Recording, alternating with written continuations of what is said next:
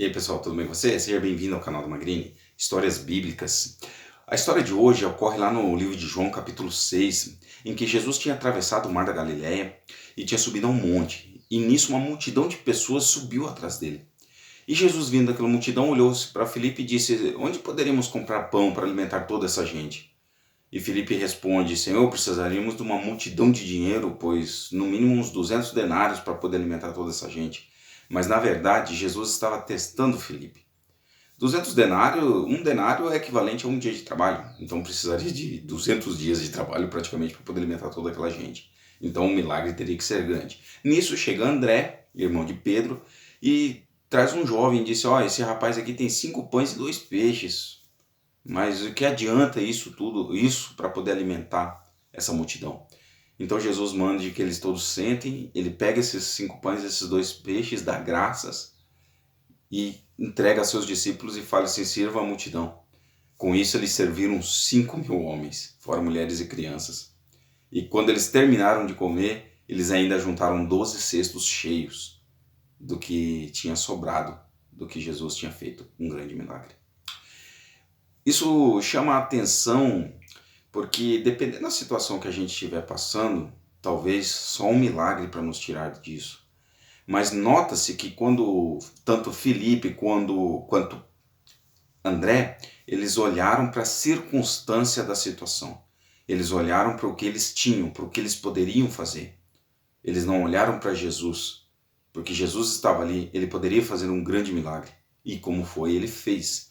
Jesus estava ensinando que a gente deveria crer nele, acreditar nele, mesmo que tudo conspirasse contra, tudo que fosse contra o que estivesse acontecendo. E naquele momento, Jesus fez um grande milagre diante de toda aquela multidão e ainda sobrou. Então, se a gente confiar no Senhor, confiar nele, ele pode fazer um milagre na nossa vida de uma forma que a gente não consegue nem entender. Então, diante de algumas situações, é importante a gente não olhar para a circunstância, mas olhar para o grande Deus. Nós temos que confiar, temos que acreditar, por mais que seja impossível. Eles estavam diante de uma situação impossível. Lembrando que Pedro também, naquela situação a qual eles estavam no mar, diante da tempestade, e eles viram Jesus caminhando sobre as águas. Lembra dessa situação? Pedro pede para ir até Jesus e ele começa a caminhar sobre as águas. Mas no momento que ele olha para a circunstância ao redor dele, ele começa a afundar. Porque a fé dele começou a falhar. A nossa fé continua firme quando o nosso foco é Cristo.